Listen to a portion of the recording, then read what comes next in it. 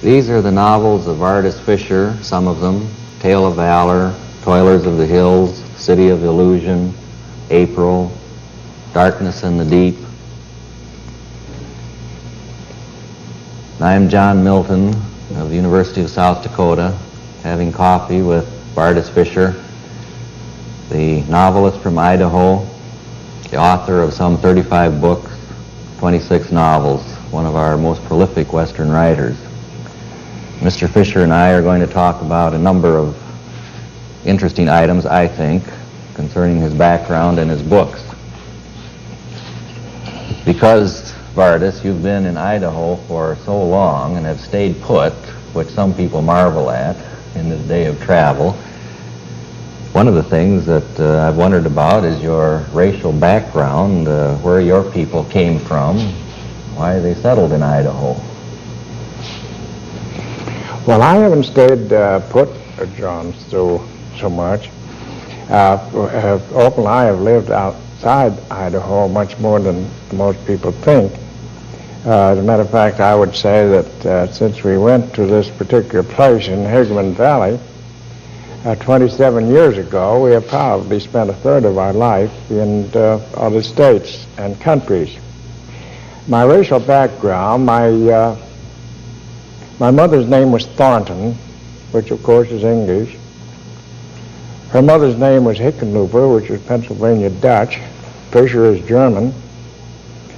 My father's mother's name was Katie. She was Scotch-Irish, so racially I am German, Dutch, English, Scotch, and Irish, and probably some other strains there. If we have time here, I'd like to tell a little story. It's one of my favorites. A long time ago, as you know, I was a university teacher, and in those years I taught composition, both freshman, sophomore, and sometimes advanced. And one of the subjects I like to give to my students in composition was this. I said, suppose now that you're omnipotent and can choose your racial composition on the basis of 100%, looking at all the races in the world and all the peoples, write me a composition and tell me what you would be if you could compose yourself from all these peoples and races. I said, for instance, you can choose so much of Irish and Scotch, Swedish, Scandinavians, Jews, Turks, Chinese, Japanese, Negroes, all of them. Give me a composition on that. And I suppose I put this assignment up to, during the 10 years I taught, to hundreds and hundreds of students. I don't think I had more than 4, 5, 6, I know not more than 10 in all those years, who would have changed their composition by a single drop of blood. I think that is a fact that these people who are making so much of civil rights and racial equality now, some of these basic facts in human nature, something they could well consider. My people, where they came from, apparently all my lines were in this country before sometime in the 18th century or earlier. I have a niece who was a very devout Mormon who has been running these lines back, and the major lines she had run back to the Middle Ages. I urged her not to do that because I told her that she would probably find more crooks than honest people, and undoubtedly would discover that we were related to the Rob Roys and those other Scotch-Irish bandits back there in the 17th and 18th century and all that, which she did, as a matter of fact. She says she did uncover a lot of crooks back there in our lines. Well, she's back to the Middle Ages now. I begged her not to go any farther because obviously if she pursues the thing clear back, she'll go to Adam and Eve and discover that we're all related. All the people in the world today are related. My people started apparently, my immediate lines apparently started moving west in the early 19th century. On both sides, some of them, the important ones, that is those closest to me in background, came across the plains with Brigham Young in the Great Mormon Exodus, because all my people on both sides, then, suppose I know, and today, are Mormons, were Mormons, and are Mormons. They are all Mormons now except me, and suppose I know, my nephew, who is the only child of my deceased brother. Does this cause you a problem in your family? Do they resent the fact that you have left the Mormon church? Oh, yes, I suppose those closest to me have resented it, and my sister, my dear, devoted sister, is still doing her best to save my soul. But some persons who read my Holy Satan and my Testament of Man series of novels are now trying to save my soul also, because they're devout Catholics. So now I have both Catholics and Mormons trying to save me, and I think my chances must be pretty good. Now, you weren't born in Utah. I was born in eastern Idaho on a real frontier. It was the habit with Brigham Young to send settlers out in all directions from the Salt Lake Valley. He sent them south to Arizona, he sent them west to Nevada, and he sent them north to Idaho. My father and one of his brothers were two of a small colony sent to the upper Snake River Valley in, I guess it was the 1870s or 1880s. First settlers in that part of Idaho. Was this as part of a missionary enterprise, then as Mormons? That was that was no part of the missionary enterprise. That was a part of Brigham Young's foresight. When the Mormons came west, they moved out of the United States. Pretty soon they discovered, because of the Mexican War, they were back in the United States. No, it was a part of Brigham Young's effort to occupy with Mormons all the lands around the Salt Lake City area.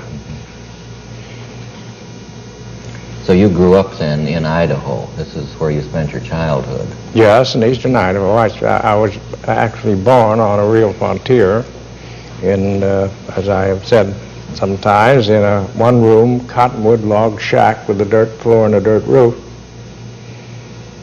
And only those few people, when I was born, only those few colonists were in that area in Idaho. Of course, more came later.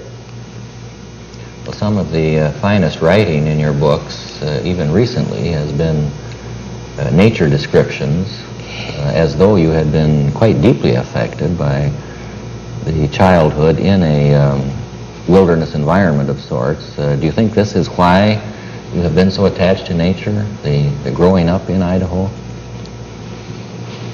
Well, I suppose that's quite obvious that growing up, my father was the kind of man, he was a rather deeply introverted, and I think probably looking back, a schizoid type, who felt that he was crowded if he had a neighbor within 10 miles. So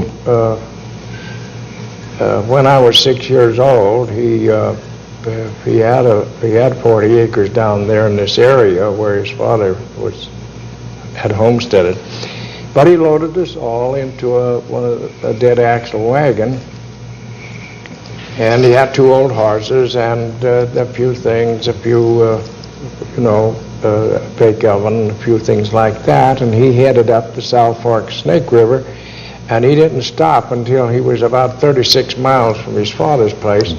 And on the South Fork of Snake River, there was no neighbor except the one across the river within 10 miles, and that's just the kind of place he wanted. With the result, of course, that there were no schools, neighbors, anything around there, and I never got to go to school until I was 12 years old. My mother, who I think didn't go beyond the 4th grade, taught us the 3 children as well as she could up to the time when she felt she could teach us no longer and had to get us to school. It was real Western pioneer life. Did you like it as a boy or not? Well, that's an ambivalent thing. I both liked and detested it. There were so many things there that I suppose I was born a rather sensitive child, so many things there that terrified me. And my brother and my sister also, but my sister less, being more like my father. But there are also many beautiful things there. The wealth of wildflowers we had there, and the wild fruits and the birds, and people who read the book Silent Spring, I don't think realize how many birds in those years there used to be. We came in yesterday to Vermillion from over Highway 20. We came through central Wyoming and central Nebraska, and we saw in these more isolated areas more meadowlarks than many more meadowlarks than we'd seen in the previous 10 years. There are almost no meadowlarks left in southern Idaho. And the meadowlark is, of course, one of the greatest singers. The western meadowlark, not the eastern meadowlark, is one of the greatest singers among birds. It sings in 2 octaves.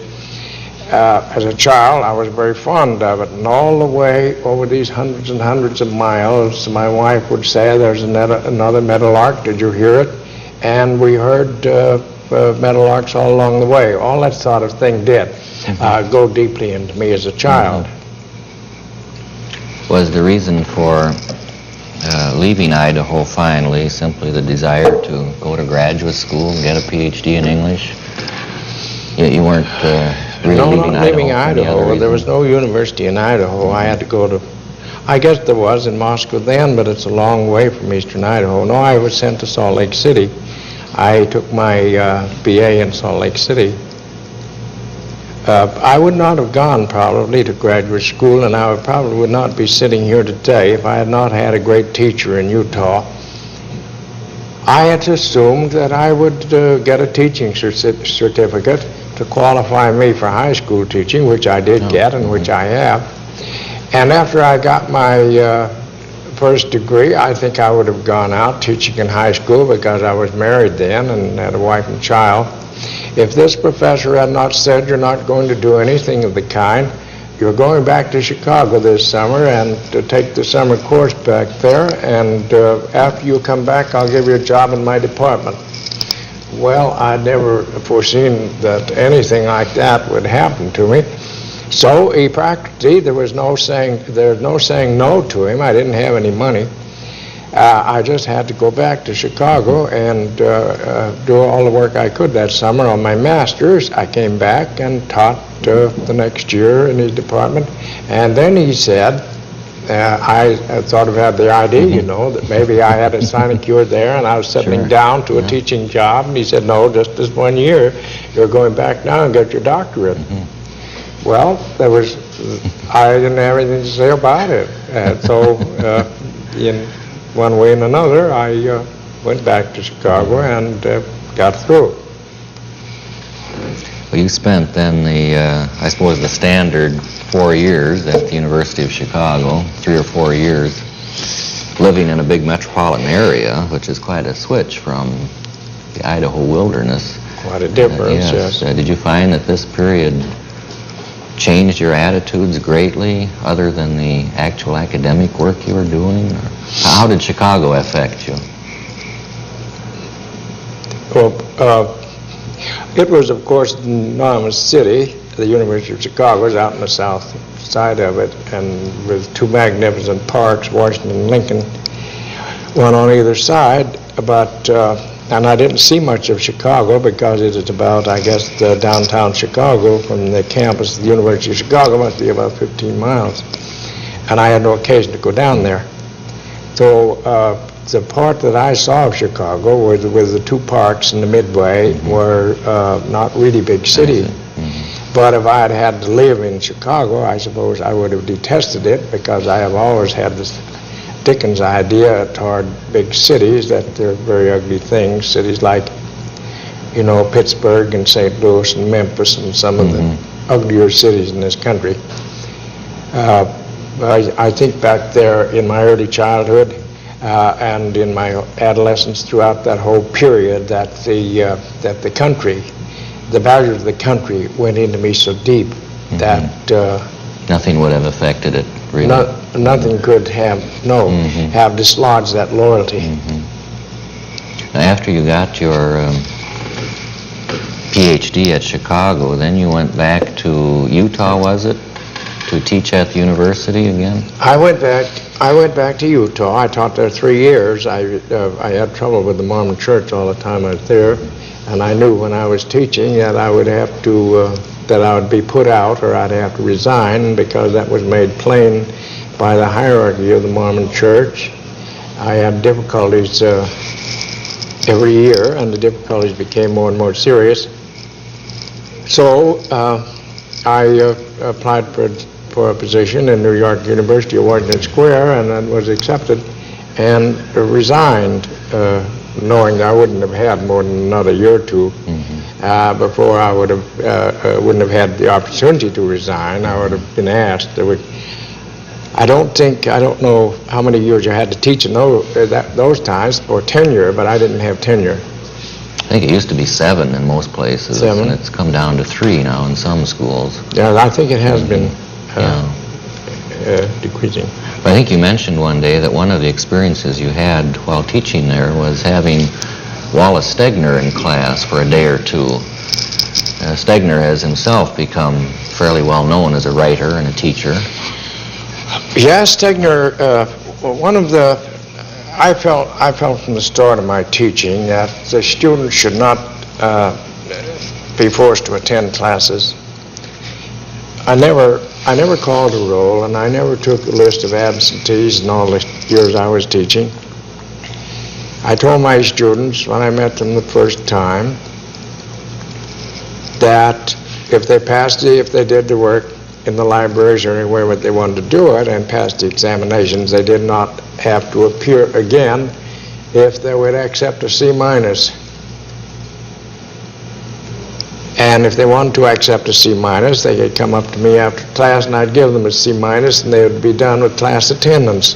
The only student I had in all the years I taught who came up and said, "I'll take that C- was Wallace Stegner." And he's also almost the only student I've ever heard from who has ever achieved enough, so that I've heard from him since then, which doesn't mean that Wallace was right. He was only 16. He was a very young freshman, and but that is true. He accepted it. He got his C-. I'm not sure now whether it's a C- or a D. I can't remember all those things, but it's not more than a C-, and it possibly could have been a D.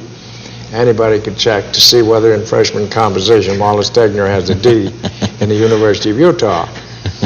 But you're not sure there's any relationship between that option of his and his success? Future achievement? No, I think in a lot of cases there would be no relationship.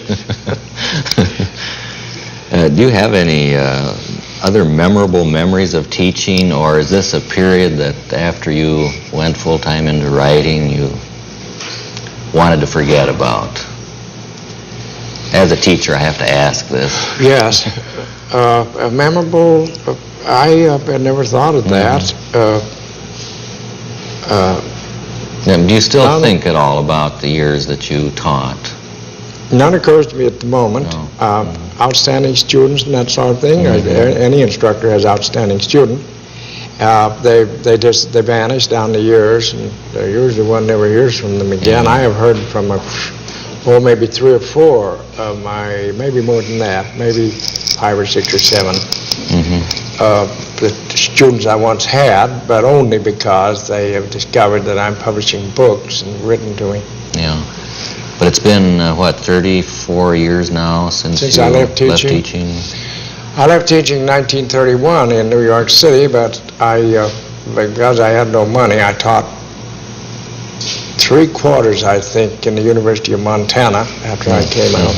But my teaching formally completely ended in 1933. 33. That's 34 years ago. Yeah. It's a long time. And what did you do then, right after that? Was this a decision to suddenly write books? Yes, I came west. I left New York University because I felt I had to make a choice between teaching and writing books. I think I was very fortunate in Washington Square College because the chairman of the department allowed me to teach all my courses in the afternoon, so that I had my mornings completely free for writing. But I decided after a while that that was not fair to the students, because I would pretty well work myself out in 3 or 4 hours of writing in the forenoon, and I didn't feel that I was up to my job in the afternoon. That was one reason. There were other reasons. I decided after about 10 years of teaching that most students simply cannot be educated, and I do mean most students. Any instructor gets a small percentage that are worth his devotion and his time and all that. There are various reasons, but I also felt that teaching, this daily load of teaching would erode, finally, the interest in creative work, and that it was a diminishing return there, and that I had to make up my mind. Though when I came west, I tried to keep the door open if I wanted to go back a year later. And as a matter of fact, I did write to ask if I could return, since I had then a wife and 2 children and almost no income. And I was told that when I left, and there was no return for me in that university. Then about that time, the Works Progress Administration started the Federal Writers Project. Oh, yes. And out of the blue, I had an offer to be the Idaho director of that, which I was for 4 years, and that took care of 1935 and 1939. Yeah. This is the, I think the Idaho book is still out of print, is it not? No, the Or is it Oxford back Press now? picked that up a long time ago. It's available by the Oxford Press, but the first edition is very hard to get and very rare. You spent several years and did most of the writing, as I understand, of that book, or did you have a large staff helping? No, I didn't. I thought you did No, most I of the work didn't. yourself. Well, the whole thing of the Federal Writers Project is now being investigated by several persons who have written to me wanting to know what information I can give them. One of them is Tabor over at Washington State University, who is now writing everybody you can get the name and address of who might cast some light on that. So I suppose that there are going to be probably in the next 2 or 3 years, 2 or 3 books come out about the Federal Writers Project, what it accomplished and all that. My 4 years there were very busy years for me. As a matter of fact, I was still quite an innocent person. You know, when I took that job, I thought they meant that I thought this was a serious spending of the taxpayers' money, so I took my job seriously. I suppose you remember who H.G. Merriam was. He was, chairman of the English Department, University of Montana for a long time. He was made the Montana director. He sent me a long telegram, a very long telegram, between 150 and 200 words. He said, "Don't take this seriously. They're not going to accomplish anything here, you know. Just draw your salary and play the game, because nothing will be accomplished in this." Well, that outraged me. I was determined, as a matter of fact, I was determined to get the Idaho Guide out first, and of course I did, and it became something of a national sensation. They tried, Washington office tried to stop the Idaho Guide. They didn't want it published because it'd be such an embarrassment to all the big states that had so much more money in their projects and such huge staffs. Like, for instance, California was divided into 2, or split. The northern part wouldn't get along with the southern part, so after 6 months or so they had 2 directors, and as if there were 2 states. And they had huge staffs, and they had a lot of unemployed writers down there who were competent. We had nobody in Idaho, and unemployed writers didn't exist in Idaho, except Fisher probably, and so we had no staffs. So they sent a man out from Washington. They called me long distance several times and said, "You must not go ahead." I had this huge advantage that J.H. Gibson of the Caxton Printers in Caldwell, Idaho, said, "We'll publish this book." And I was determined it was going to be published, and they called me several times and said, "We'll send a man out to stop you," and they did send the assistant director, who was in those years, a rather distinguished novelist. He came out to stop us from publishing that book. We got him drunk we took him to Gibson's home and got him drunk, and I put him on the train and sent him back to Washington. We went ahead and published the guide. I think probably what you're interested in is not so much how we outfought Washington and got this thing published as what these 4 years did to me. As an imaginative writer. In my 20s, I was a socialist. I'm over idealistic. I think nearly all writers are over idealistic. I certainly was.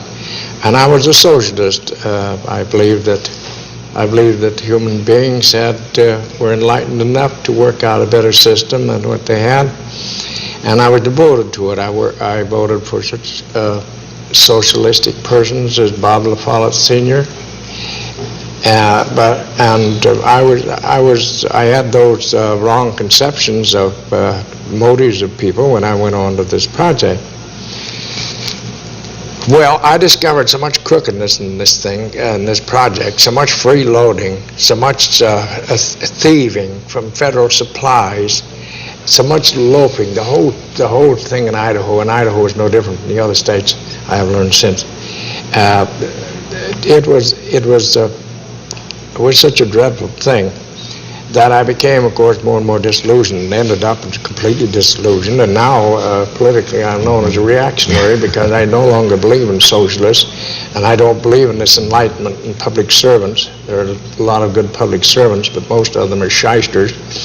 And I was in those 4 years. I had, John, all the socialism extracted from me in those 4 years, no question about it. You had already published how many, you remember how many novels came before the Federal Writers Project? There's Toilers of the Hills, Bridwell, I think, is before then. You had 2 or 3 novels, at least, before you went to work. Well, that would be the tetralogy, I guess. Yeah, part of the tetralogy. April there on the desk was published, I think, in my first year as director there. I had it written. So did the project... There were 6, I guess. Yeah. I guess I'd had 6 novels published when I took that position. Did the project then simply disrupt further writing, or did you keep on with that while you were working on the... I worked about 16 hours a day. I gave them more than I was paid for on that project. I did more than my 8 hours a day or 9 hours or whatever it was, but I worked... I did all the research for Children of God, and wrote that book during those 4 years. That's about all I got done, though, in those 4 years on my own on writing. I think it's interesting, too, that it was an historical novel, perhaps, that you worked on at that time, because your mind must have been in the research trough, as it were, geared toward the other book. We were doing research. We did other books. We did an enormous encyclopedia of Idaho, you know, the only state that got out an encyclopedia. So the whole project, and we did 3 other books that have never. We did another book that was published, and 3 other books that have never been published in 4 years. And we were, of course, very busy with research. And as you say, research is pretty much my blood during that time. But I also want to come to terms with Mormonism. Surely, yeah. Because this was in your family, and I suppose, though, that the work that you did in Chicago at least gave you perhaps a kind of objectivity that you might not have had if you had attacked the Mormon problem without the attention to scholarship. This is always hard to tell, but I know at least that the novel, the result of this work is, I think, highly objective.